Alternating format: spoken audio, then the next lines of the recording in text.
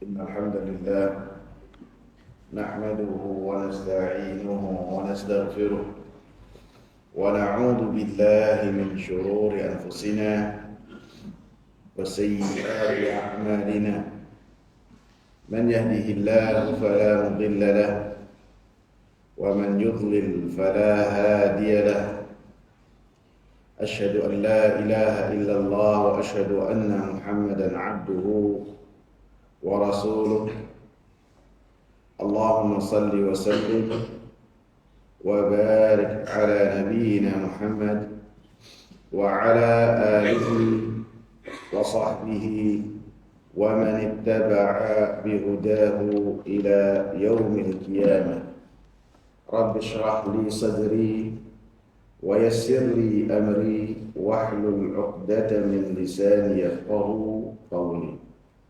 Jamaah sekalian, salat subuh yang saya hormati, patut kita ketahui bahwasanya keselamatan seseorang di dunia dan di akhirat tentu menjadi prioritas kita semua. Dan ini pun pernah ataupun selalu menyibukkan hati manusia-manusia terbaik. Mereka senantiasa memikirkan keselamatan diri-diri mereka yang berkaitan dengan keselamatan di dunia ataupun keselamatan di akhirat. Disebutkan dalam satu hadis bahwasanya Umar bin Khattab radhiyallahu anhu atau Utsman bin Affan radhiyallahu anhu, sahabat yang mulia, menantu Rasulullah sallallahu alaihi wasallam untuk dua putrinya, yang beliau wafat pada tahun 35 Hijriah, khalifah yang ketiga. Beliau menyebutkan, "Baina ana jalisun fi dhilli utmin min al-atam, marra alayya Umar." Suatu ketika saya duduk di tempat yang tinggi, bangunan yang tinggi, yang saya berteduh pada saat itu, lewatlah Umar bin Khattab radhiyallahu anhu. Fasallama alayya. Dia mengucapkan salam kepadaku. Falam ash'ur annahu marra wala sallam. Maka saya tidak merasa dengan kehadiran Umar, baik ketika Umar itu lewat atau ketika Umar mengucapkan salam. Fantalaqa Umar radhiyallahu anhu hatta dakhala ala Abi Bakr radhiyallahu anhu. Maka datanglah Umar menemui Abu Bakar As-Siddiq. Faqala, maka Umar berkata, "Ma yu'jibuka anni marartu ala Uthman fasallamtu alaihi falam yarudda alayya salam." Apakah engkau mengetahui dan suka ketika mengetahui bahwasanya saya berpapasan dan melewati Uthman, mengucapkan salam kepadanya dan kemudian dia tidak menjawab salamku? Maka disebutkan oleh Utsman bin Affan radhiyallahu anhu, hal ini terjadi di khilafahnya Abu Bakar setelah Rasulullah sallallahu alaihi wasallam wafat. Maka setelah mendapati hal tersebut, Abu Bakar langsung menuntun Umar bin Khattab radhiyallahu anhu menemui Utsman bin Affan. Kemudian Abu Bakar As-Siddiq radhiyallahu anhu langsung bertanya kepada Utsman perihal kenapa Umar mengucapkan salam, dia tidak menjawab salam tersebut. Karena menjawab salam ini hukumnya wajib dan memulai salam hukumnya sunnah. Maka Abu Bakar bertanya kepada Utsman, "Wahai Utsman, telah datang kepadaku saudaramu Umar dan dia menceritakan apa yang terjadi pada dirinya, bahwasanya dia mengucapkan salam kepada engkau dan engkau tidak menjawabnya. Famal ladzi hamalaka ala dzalik? Apa yang menjadikan engkau berbuat demikian? Apa perkataan Utsman? Wallahi ma sya'artu. Demi Allah, saya tidak merasa. Annaka mararta bi wa la sallamta. Bahwasanya engkau wahai Umar melewatiku dan mengucapkan salam kepadaku. Maka Umar bin Khattab radhiyallahu anhu menegaskan bahwasanya saya melewati engkau dan mengucapkan salam kepada engkau. Saya tidak dusta. Kemudian Abu Bakar As-Siddiq radhiyallahu anhu menengahi di antara keduanya. Sadaqa Utsman. Utsman ini benar. Utsman ini tidak dusta. Wa qad syaghalaka an dzalika amrun. Pasti pada saat itu pikiran engkau lagi sibuk. Sehingga tidak memperhatikan ada orang yang mengucapkan salam dan siapa yang melewati engkau. Maka Utsman mengatakan, ajar. Tentu pada saat itu saya lagi sibuk. Mahu, apa itu yang menyibukkan engkau? Maka Utsman radhiyallahu anhu mengatakan, tawaffallahu nabiyahu sallallahu alaihi wasallam qabla an nas'alahu an najati hadzal amri. Allah subhanahu wa ta'ala telah mewafatkan nabinya sebelum kita bertanya kepada Nabi Muhammad sallallahu alaihi wasallam tentang keselamatan dari perkara ini, tentang keselamatan dari kehidupan ini. Bagaimana kita selamat? Ataukah kita ini selamat atau bagaimana? Rasulullah wafat sedangkan kita belum bertanya tentang perkara ini. Maka kata Abu Bakar As-Siddiq radhiyallahu anhu, qad sa'altuhu an dzalik. Saya telah bertanya kepada Rasulullah sallallahu alaihi wasallam tentang apa yang menyibukkan diri engkau. Ini menunjukkan bahwasanya Abu Bakar As-Siddiq radhiyallahu anhu adalah sahabat yang paling alim. Tidak ada perkataan dan perbuatan Nabi sallallahu alaihi wasallam yang terlewatkan oleh Abu Bakar As-Siddiq radhiyallahu anhu.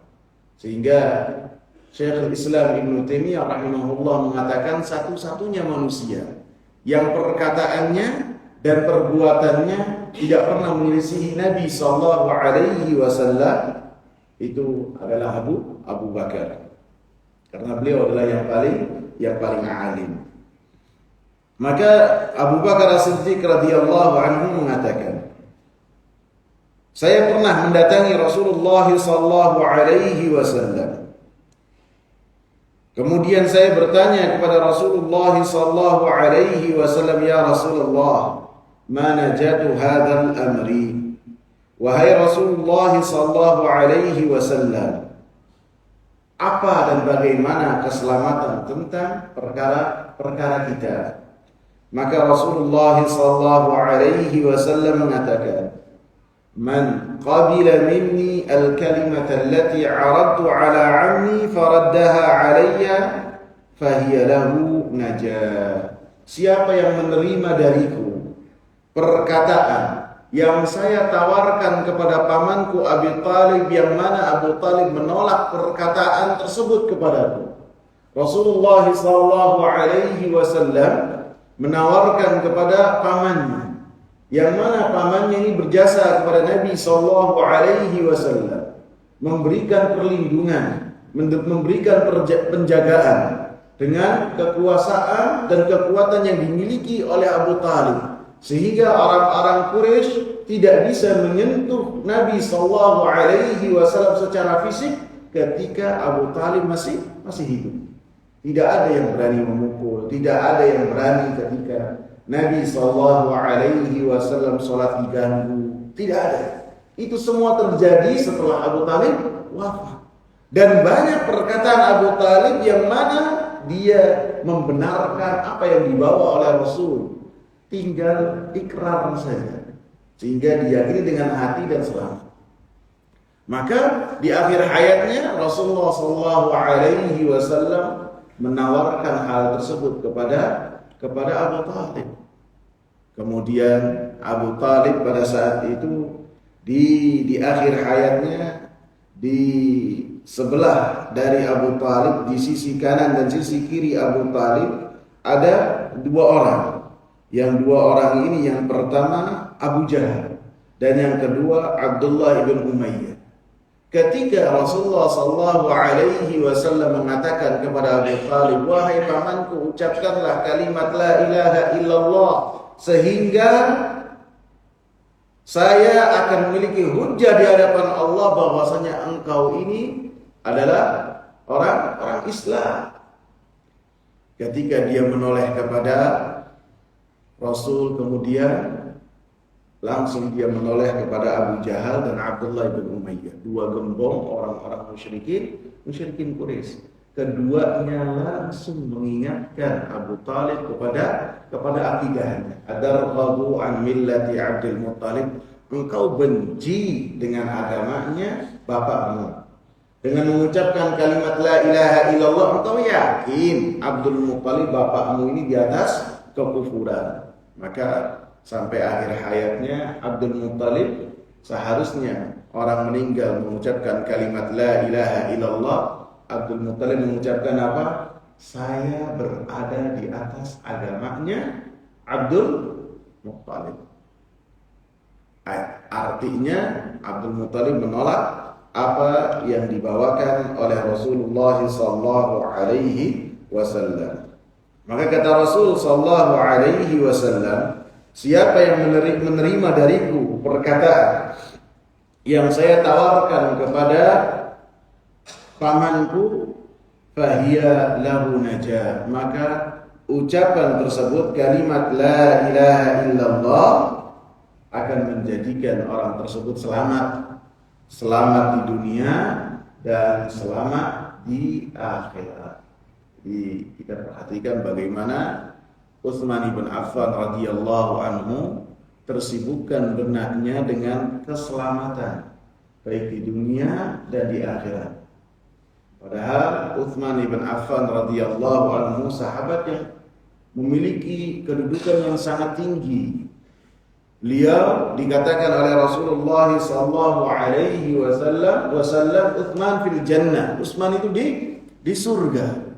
Bahkan dalam peperangan Tabuk, ketika kaum muslimin menyiapkan pasukan yang besar, dan pada saat itu musim yang sangat kesusahan, musim paceklik, musim panas yang sangat panas, maka Utsman Ibn Affan menyedekahkan harta yang sangat banyak, sehingga ketika Rasulullah sallallahu alaihi wasallam menerima dinar dan dirham dari Utsman, Rasulullah menerima dan membolak-balikkan harta tersebut di tangan beliau. Kemudian Rasulullah katakan, ma darra Utsman ma amila ba'da al-yaum, sungguh tidak akan memberikan mudarat apa yang dilakukan oleh Utsman setelah hari ini. Kedudukan yang tinggi dan janji yang beliau terima dari Rasulullah sallallahu alaihi wasallam, beliau masih mengkhawatirkan tentang keselamatan dirinya baik di dunia ataupun di akhirat, sehingga hal ini menjadikan beliau tidak mengerti dan tidak memahami ketika Umar menyapa beliau. Demikian juga yang terjadi juga terhadap Abdullah bin Rawahah, sahabatnya yang mulia. Abdullah bin Rawahah, sahabat dari kalangan Ansar, dia penyairnya Nabi sallallahu alaihi wasallam, dari orang-orang yang awal masuk Islam dari kalangan Ansar, dan beliau wafat pada tahun 8 Hijriah dalam peperangan Mu'tah. Disebutkan bahwasanya suatu ketika beliau berada di rumah, dan pada saat itu beliau bersama dengan istrinya. Maka beliau menangis. Maka istrinya pun bertanya kepada Abdullah, kenapa engkau menangis? Maka Abdullah mengatakan, dzakartu qaulallahi azza wa jalla, wa in minkum illa wariduha. kana 'ala rabbika hatman maqdiya. Tidaklah di antara kalian kecuali kalian masuk dan melewati as-sirat. Yang sirat tersebut lebih tipis dari rambut dan lebih tajam dari pedang yang paling tajam. Di bawahnya api neraka dan ada pengait yang mengait orang-orang yang melewati sirat tersebut. Dan tidaklah ada yang melewati sirat tersebut kecuali Nabi ada dan berdoa kepada Allah, Allahumma sallim, Allahumma sallim, Allahumma sallim. Ya Allah, selamatkanlah umatku yang melewati sirat tersebut. Allah katakan, tidaklah di antara kalian kecuali akan melewati sirat. Kana 'ala rabbika hatman maqdiya, dan itu adalah ketentuan dari Allah Subhanahu wa ta'ala. Allah katakan, "Tsumma nunajjil ladzina taqaw wa nadharu adh-dhalimina fiha jithiya." Kemudian kata Allah, kami selamatkan orang-orang yang bertakwa. Karena ketika melewati sirat tersebut, maka setiap manusia akan melewati sirat tergantung dari kadar amalan-amalan mereka. Maka orang-orang yang bertakwa pada saat itu diselamatkan oleh Allah Subhanahu wa ta'ala. Wa nadharu adh-dhalimina fiha jithiya, dan kami tinggalkan orang-orang zalim yang menzalimi diri-diri mereka dengan kesyirikan, dengan dosa-dosa dalam keadaan merangkak. Maka Abdullah mengatakan, ini sahabat yang besar. Fala adri ananju minha am la. Saya tidak mengetahui apakah saya ini termasuk orang-orang yang selamat dalam sirat ataukah tidak. Ini yang menjadikan hati dari sahabat yang mulia ini gusar, takut apabila bertemu dengan hari tersebut. Dan banyak contohnya dari sahabat-sahabat yang lain yang mana mereka itu senantiasa takut bahwasanya ketika bertemu dengan Allah mereka tidak mendapatkan keselamatan, mendapatkan kesusahan. Umar bin Khattab radhiyallahu anhu, setelah beliau ditusuk oleh Abu Lu'lu' al-Majusi dalam salat fajar, kemudian dibawa ke rumahnya. Setelah itu tabib mengatakan bahwasanya Amirul Mukminin ini tidak lama lagi berwasiatlah wahai Amirul Mukminin. Maka kaum muslimin, pembesar-pembesar para sahabat menjenguk Umar bin Khattab, seakan-akan berpisah dengan Umar bin Khattab dan menjadikan Umar bin Khattab hatinya itu gembira supaya lebih berharap kepada Allah Subhanahu wa ta'ala. Maka ketika yang datang itu adalah Hudzaifah bin Yaman, salah seorang sahabat yang mulia, yang mana beliau memegang nama-nama orang-orang munafikin yang Rasulullah sallallahu alaihi wasallam bisikkan kepada Hudzaifah bin Yaman. Lebih dari 70 nama dipegang oleh Hudzaifah bin Yaman. Sehingga Umar bin Khattab waktu beliau sehat, tidaklah beliau salat jenazah kecuali melihat Hudzaifah. Hudzaifah datang enggak ke salat jenazah ini? Apabila tidak datang, berarti kemungkinan orang tersebut adalah orang munafik. Karena yang memegang namanya hanya Hudzaifah. Maka di akhir hayatnya tersebut, Umar bin Khattab radhiyallahu anhu berkata kepada Hudzaifah, "Ya Hudzaifah, anshudukallah asammani Rasulullah sallallahu alaihi wasallam." Wahai Hudzaifah, saya bertanya kepada engkau atas nama Allah, apakah Rasulullah sallallahu alaihi wasallam menyebutkan namaku ketika membisikkan kepadamu orang-orang munafik itu siapa saja? Allah. Ini sekelas Umar bin Khattab yang Rasulullah sallallahu alaihi wasallam katakan, beliau ini dijadikan lisannya ini banyak kebenaran, banyak ayat yang turun kepada Nabi sallallahu alaihi wasallam, lebih dari 11 ayat yang mana ayat tersebut berkesesuaian dengan pendapatnya Umar bin Khattab. Rasulullah katakan Umar satu tempat, ketika berjalan dan melewati syaitan, maka syaitan akan mencari tempat dan jalannya yang lain. Iman yang sangat kuat.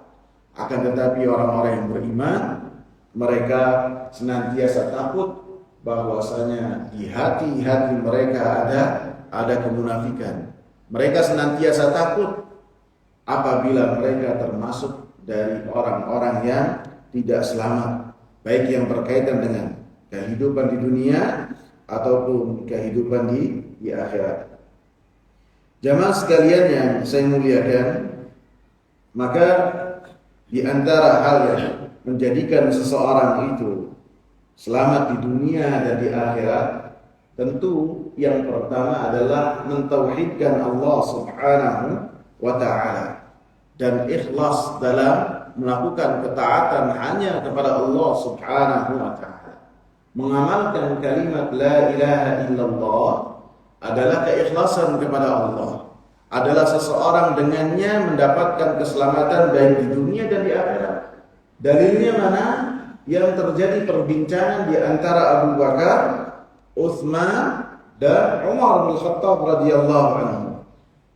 Ketika Utsman radhiyallahu anhu sibuk dengan apa yang menyebabkan dan menjadikan seorang selamat di dunia dan di akhirat, maka Abu Bakar As-Siddiq radhiyallahu anhu menyebutkan hadis yang beliau terima dari Rasulullah sallallahu alaihi wasallam. Man qabila minni al-kalimata allati 'aradtu ala 'ammi faraddaha 'alayya fahiya lahu najah.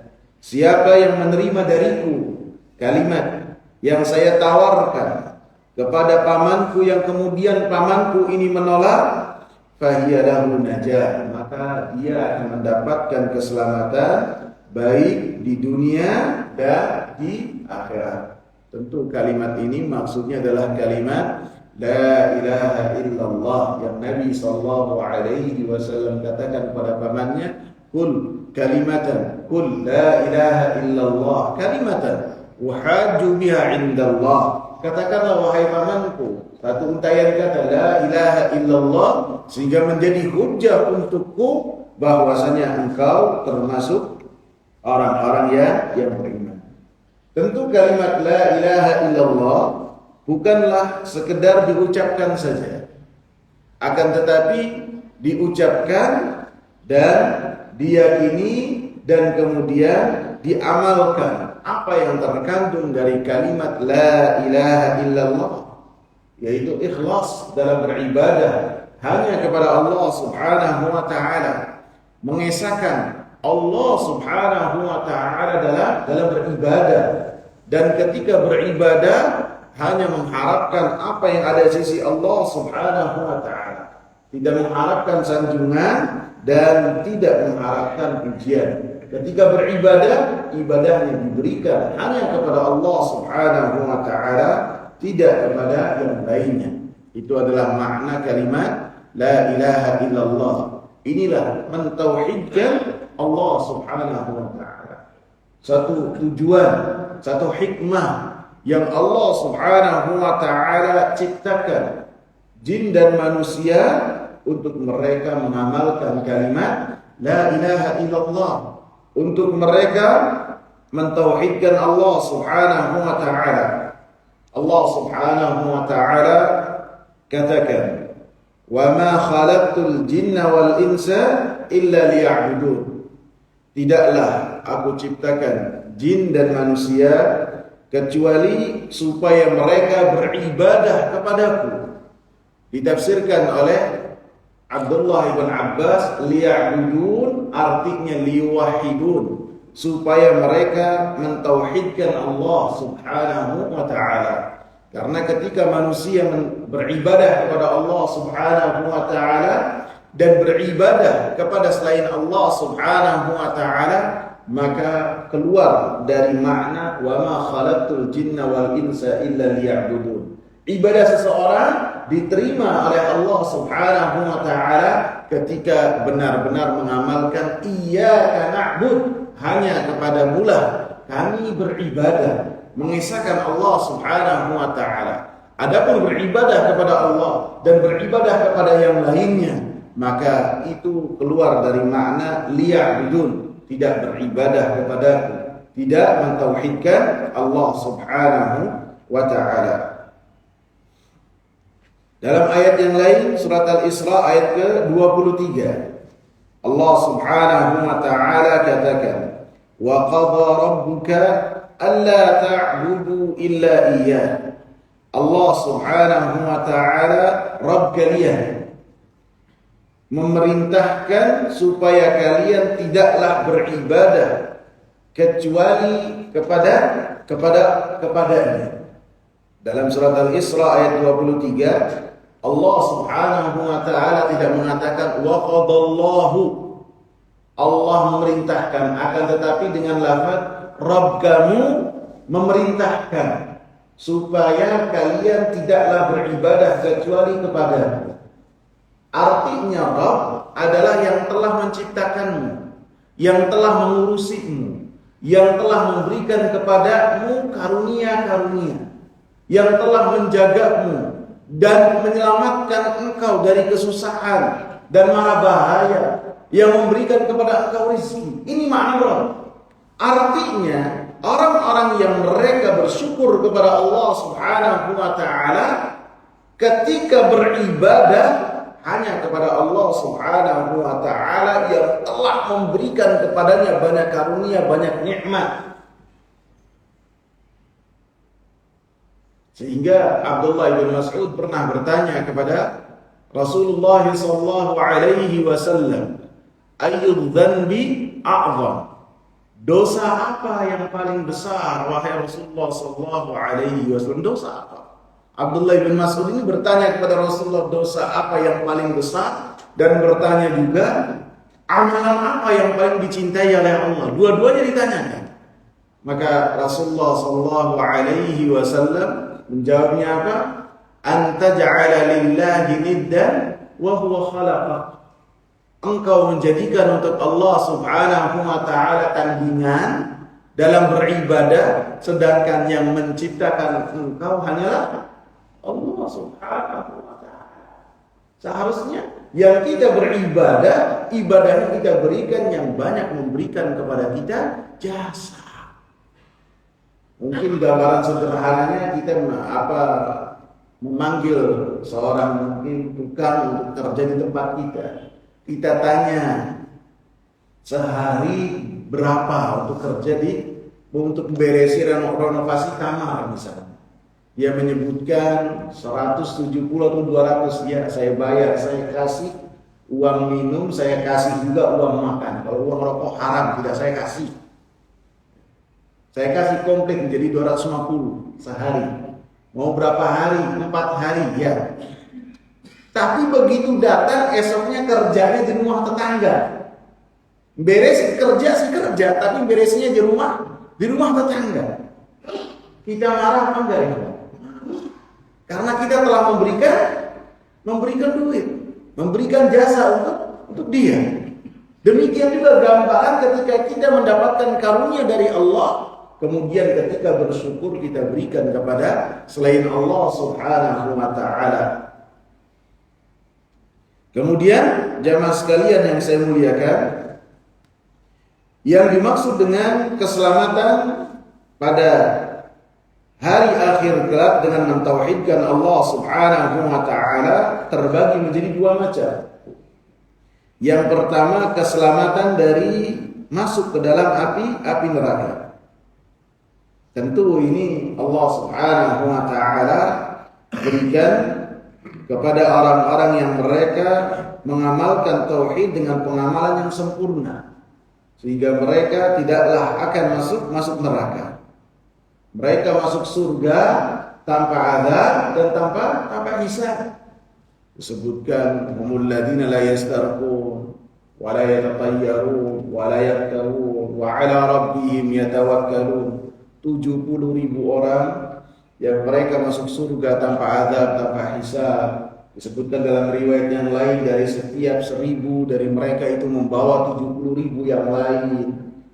Maka Mereka adalah orang yang tidak meminta ruqyah, tidak melakukan tatayur, menganggap sial sesuatu, sial dan tidak, mara bahaya ataupun kebaikan datangnya dari Allah, bukan dari hari, bukan dari jam, bukan dari suara, bukan dari dia melihat sesuatu yang dia tidak berkenan, bukan. Wala yaktawun, dia tidak melakukan kai. Wa 'ala rabbihim yatawakkalun, dan mereka bertawakal kepada Allah Subhanahu wa taala. Mereka adalah orang-orang yang hatinya bertawakal dan tauhidnya sempurna kepada Allah Subhanahu wa taala. Adapun tauhid yang kedua, keselamatan yang kedua di hari akhir kelak adalah dengan mengamalkan kalimat la ilaha illallah, bertauhid kepada Allah Subhanahu wa taala, selamat dari kekal di api neraka. Jadi orang-orang yang kedua ini adalah kelompok yang kedua ini, mereka masuk neraka dengan tauhid yang mereka miliki, akan tetapi apa yang mereka miliki tidaklah mereka sempurnakan. Mereka melakukan dosa-dosa yang dosa-dosa tersebut adalah dosa-dosa yang besar, sehingga menjadikan dosa yang mereka lakukan melemahkan iman mereka dan tauhid mereka, sehingga dengan apa yang mereka lakukan menjadikan mereka berhak untuk masuk ke dalam api neraka.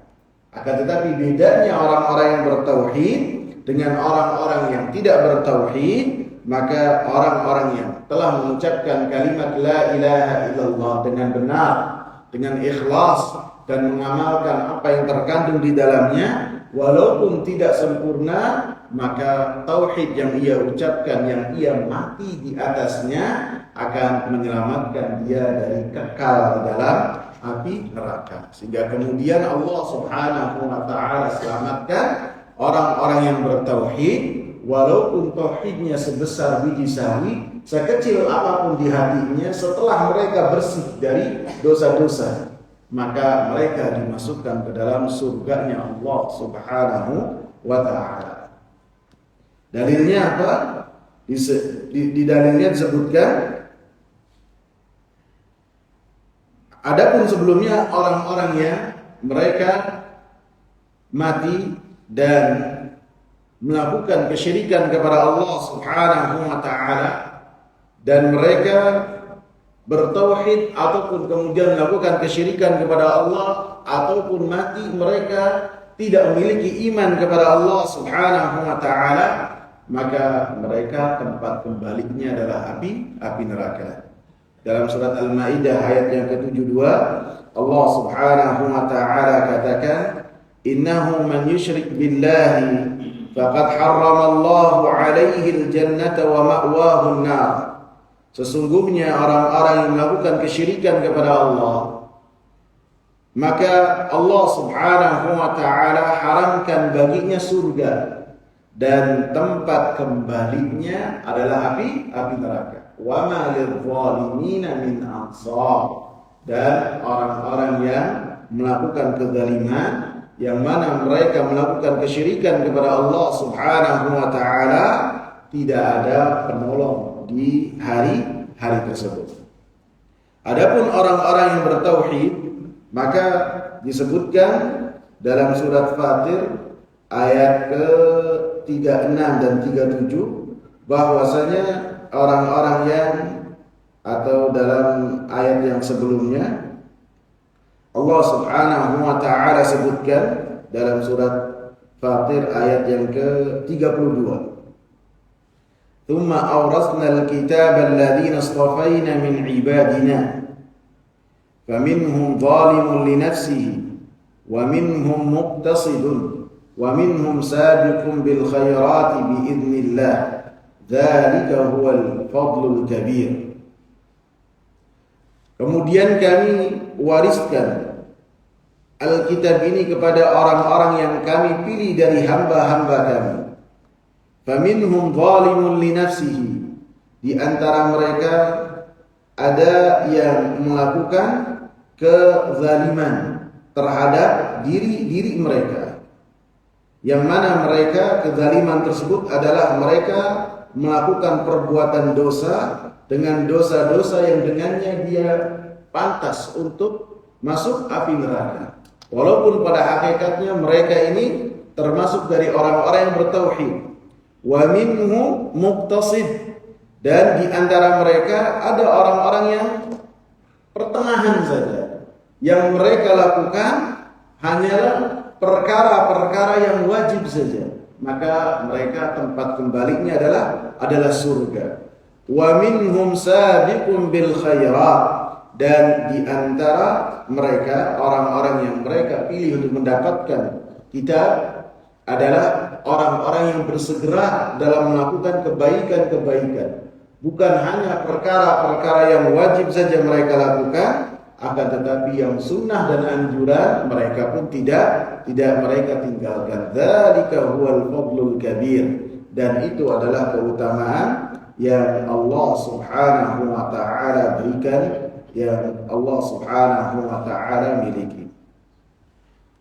Kemudian yang berkaitan dengan keutamaan tauhid juga, yang mana hal tersebut akan menjadikan orang-orang yang bertauhid menjadi orang-orang yang selamat, disebutkan oleh sahabat Abdullah bin Mas'ud radhiyallahu anhu.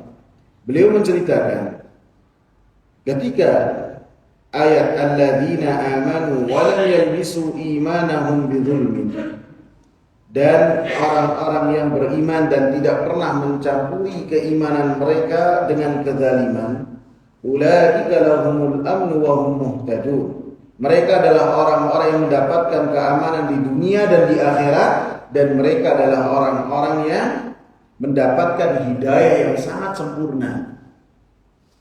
Ayat ini ketika turun kepada para sahabat ridwanullahi alaihim, maka ayat ini mereka merasa berat.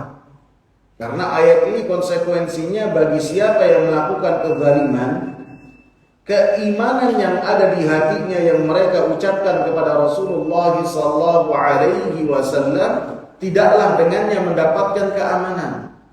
Maka para sahabat ridwanullahi alaihim langsung datang kepada Rasulullah dan bertanya kepada Rasulullah sallallahu alaihi wasallam, "Wahai Rasulullah, ayyuna la yadhlim nafsah?" Siapakah di antara kita yang tidak pernah menzalimi diri mereka? Karena para sahabat ketika memahami kezaliman dalam surat Al-An'am ini, mereka memahaminya kezaliman secara menyeluruh. Di antara bentuk kezaliman yang dipahami oleh para sahabat, tentu kezaliman yang sifatnya kepada diri mereka masing-masing, yaitu melakukan dosa-dosa kepada Allah Subhanahu wa taala. Mereka memahami dari ayat ini siapa yang beriman dan tidak pernah mencampuri keimanannya dengan dosa-dosa, maka mendapatkan fadilah dan keutamaan yang Allah sebutkan. Maka para sahabat mengatakan kepada Rasulullah, "Ya Rasulullah, kami tidak mampu untuk menjaga keimanan dan tauhid kami tanpa melakukan dosa." Pasti yang namanya manusia kita melakukan dosa. Maka Rasulullah sallallahu alaihi wasallam mengatakan, "Laisa huwa kama tadhunnun, innama huwa kama qala Luqman li ibnihi, ya bunayya la tusyrik billah, inna syirka la zulmun azim." Wahai, bukanlah seperti yang kalian kira, wahai para sahabat, yang berkaitan dengan ayat yang tadi kalian bacakan. Maknanya bukanlah seperti yang kalian pahami, akan tetapi maksud dari ayat tadi persis seperti perkataan Luqman kepada anaknya ketika Luqman menasihati anaknya, "Wahai anakku, la tusyrik billah, janganlah engkau melakukan kesyirikan kepada Allah Subhanahu wa taala. Inna syirka la zulmun azim, sesungguhnya kesyirikan kepada Allah Subhanahu wa taala adalah kezaliman yang sangat besar." Artinya kezaliman yang Allah Subhanahu wa taala sebutkan dalam surat Al-An'am ayat ke-82 bukan semua kezaliman, akan tetapi kezaliman yang sangat besar yang Allah Subhanahu wa taala jelaskan dalam perkataan Luqman yang Allah cantumkan dalam surat Luqman ayat yang ke-13. Karena kezaliman seseorang ketika melakukan kesyirikan kepada Allah itu adalah kezaliman. Seperti yang saya sebutkan, bahwasanya ketika seorang mendapatkan karunia dari Allah, seharusnya bersyukurnya kepada siapa? Kepada Allah. Ketika ia palingkan, ketika beribadah kepada selain Allah, kepada kuburan, kepada benda keramat, kepada keris, kepada pohon angker, kepada hal-hal yang lain ketika meminta perlindungan kepada selain Allah Subhanahu wa taala dalam beribadah, maka ini adalah kezaliman. Kezaliman yang sangat besar. Bukan kezaliman kepada Allah, kezaliman kepada diri dia sendiri. Karena pada hakikatnya ketika seorang tunduk patuh kepada Allah, bertauhid kepada Allah, maka hakikatnya kemaslahatannya kembali kepada dia. Adapun Allah Subhanahu wa taala mau manusia semuanya beribadah kepada Allah, mau manusia kufur kepada Allah Subhanahu wa taala, tidak memberikan mudarat kepada Allah Subhanahu wa taala sedikit pun.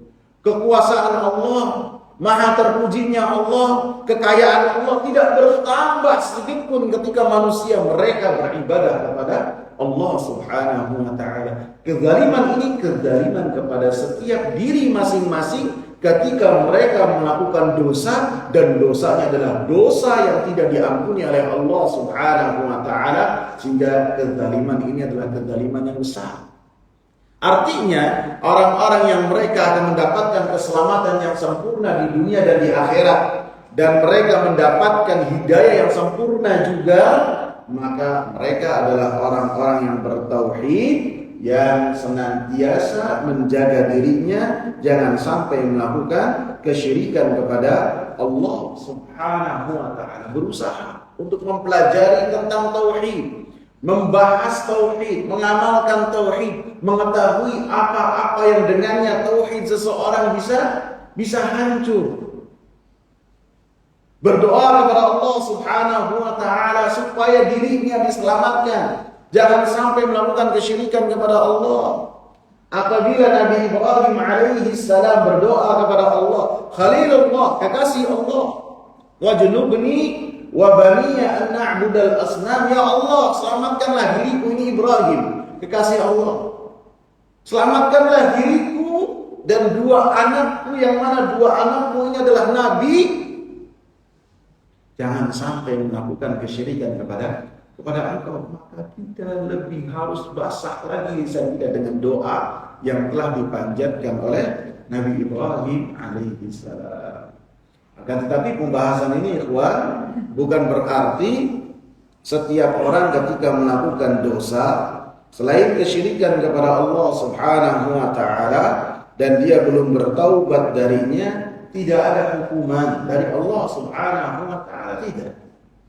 Allah Subhanahu wa taala katakan dalam surat Zalzalah ayat yang ke-8, "Faman ya'mal mithqala dzarratin khairan yarah." Siapa yang melakukan kebaikan sekecil apapun, senyum, menyapa, berkata dengan perkataan yang baik, maka dia akan mendapatkan apa yang dia lakukan di sisi Allah Subhanahu wa taala.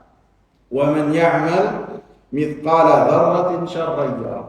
Sebaliknya, ketika seseorang melakukan kejelekan sekecil apapun, maka ada perhitungannya di sisi Allah Subhanahu wa taala. Jadi pembahasan yang mengenai tauhid bukan berarti kita fokus kepada tauhid kemudian melalaikan dosa-dosa dan perintah-perintah yang lain, tidak. Akan tetapi bentuk dari kesempurnaan tauhid seseorang terwujud ketika seseorang bagaimana bermuamalah dirinya dengan Allah Subhanahu wa taala. Karena orang-orang yang bertauhid meyakini Maliki Yaumiddin, Allah lah penguasa di hari akhir, sehingga setiap apa yang dia lakukan akan dia pertanggungjawabkan di hadapan Allah Subhanahu wa taala. Sehingga ketika bermuamalah dengan Allah, ia sangat berharap kepada Allah dan sangat takut kepada Allah Subhanahu wa taala di waktu yang sama. Dan ketika bermuamalah dengan manusia pun, dia pun haruslah hati-hati, karena setiap apa yang ia lakukan akan ia perhitungkan di hadapan Allah Subhanahu wa taala, yang mana dia bertauhid kepada Allah Subhanahu wa taala. Jadi pembahasan ini bukan berarti meremehkan selain dari tauhid, akan tapi orang yang bertauhid adalah orang yang menjalankan perintah Allah. Orang yang bertauhid adalah orang yang menjauh dari larangan-larangan Allah Subhanahu wa taala. Sehingga Abu Bakar As-Siddiq radhiyallahu anhu pernah bertanya kepada Rasulullah. Beliau bertanya kepada Rasulullah ayat man ya'mal su'an yujza bihi dalam surat An-Nisa. Ya Allah, ya Rasulullah, bukankah Allah berkata, setiap yang dilakukan oleh seseorang kejelekan pasti akan dibalas oleh Allah Subhanahu wa taala baik di dunia ataupun di akhirat. Ini setelah Abu Bakar As-Siddiq radhiyallahu anhu mendengar ayat-ayat ini. Orang yang paling mengenal Allah adalah mereka orang-orang yang paling takut kepada Allah Subhanahu wa taala. Maka Rasulullah sallallahu alaihi wasallam mengatakan, wahai Abu Bakar, bukankah engkau pernah capek? Setiap hari kita pernah capek, pasti capek. Lelah apapun, untuk kerja, olahraga, semuanya. Alas tatahzan, bukankah engkau pernah bersedih? Pasti kita juga pernah bersedih. Alas tatusi bukanlah Allah, bukankah engkau pernah sakit? Bukankah engkau pernah merasakan susahnya hidup? Sempit. Dalam bisnis ada kesusahan. Bisnis apa? Mau bisnis kecil atau bisnis besar. Dalam perjalanan dari rumah ke tempat kerja, terkadang kita mendapatkan kesusahan. Fadzalika ma tujzauna bihi. Maka dengan itu semua engkau dibalas oleh Allah Subhanahu wa taala. Artinya dosa-dosa yang dosa-dosa tersebut di bawah dari dosa-dosa besar, maka tergugurkan dosa-dosa tersebut ketika seseorang mendapatkan ini semua, rasa susah, rasa capek, rasa gundah, rasa takut. Bahkan kata Rasulullah sallallahu alaihi wasallam, ketika kaki kita menginjak sesuatu yang dengannya kaki kita sakit, maka dosa kita pada saat itu digugurkan oleh Allah. Itu dosa-dosa kecil. Begitu juga digugurkan dengan amal-amal saleh. Adapun dosa-dosa besar dibutuhkan langsung taubat kepada Allah Subhanahu wa taala dari pelakunya. Cukup ya? Semoga bermanfaat. Ada yang ditanyakan? Ya, silakan.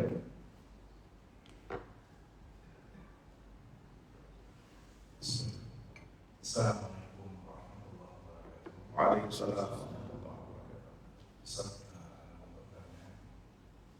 Bagaimana status sanad hadis yang mengatakan man kana akhir kalami la ilaha illallah dakhala jannah. Kemudian seperti apa dalam syariat Islam cara mentalkin orang yang dalam keadaan sakaratul maut? Ya. Yang saya tahu hadis tersebut adalah hadis yang sahih, yang bisa dijadikan hujjah dan termasuk tanda seseorang dalam keadaan husnul khatimah adalah orang-orang yang menutup akhir hayatnya dengan kalimat la ilaha illallah. Dan orang-orang yang mampu mengucapkan kalimat la ilaha illallah di akhir hayatnya adalah orang-orang yang sibuk di dalam kehidupan sehari-hari, dalam sehatnya, dengan mengamalkan kalimat la ilaha illallah. Ketika beribadah hanya kepada Allah, lisannya basah dengan kalimat la ilaha illallah, maka di akhir hayatnya Allah Subhanahu wa taala tetapkan dia untuk termasuk orang-orang yang mengucapkan kalimat la ilaha illallah. Dan Rasulullah katakan orang-orang yang demikian maka pasti masuk surga. Adapun orang-orang yang lalai dari pengagungan hatinya terhadap kalimat la ilaha illallah, terhadap Allah Subhanahu wa taala, dan jauh dari beribadah kepada Allah Subhanahu wa taala, maka ketika dia di akhir hayatnya maka tidak akan mampu untuk mengucapkan kalimat la ilaha illallah, walaupun kerabat yang ada di dekatnya pada saat itu mentalkinnya, membimbing dia untuk mengucapkan kalimat la ilaha illallah. Al-Imam Ibnul Qayyim dalam kitab Ad-Dawa wad-Dawa membawakan beberapa contoh orang-orang yang ditalkin oleh keluarganya untuk mengucapkan kalimat la ilaha illallah untuk mendapatkan fadilah hadis tersebut. Ketika ditalqin mengucapkan kalimat la ilaha illallah, dia malah mengucapkan apa? Nah, kalau pulakannya di toko ini, toko itu. Itu barangnya bagus, harganya miring. Buat dijual itu bagus. Nah, kalau beli tanah, itu tanah di daerah sana yang dekat pertelon, dekat ini, karena strategis. Itu jual apa aja pasti bisa. Itu di akhir ayat dalam keadaan sekarang. Yang dia bahas tentang pulakan, yang dia bahas beli tanah di mana untuk jualan. Sehingga ia tutup akhir hayatnya dengan tidak mengucapkan kalimat la ilaha illallah.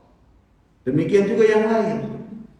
Ketika diucapkan padanya kalimat la ilaha illallah, dia malah bersenandung, bernyanyi. Karena hatinya penuh dengan pengagungan kepada selain Allah Subhanahu wa ta'ala.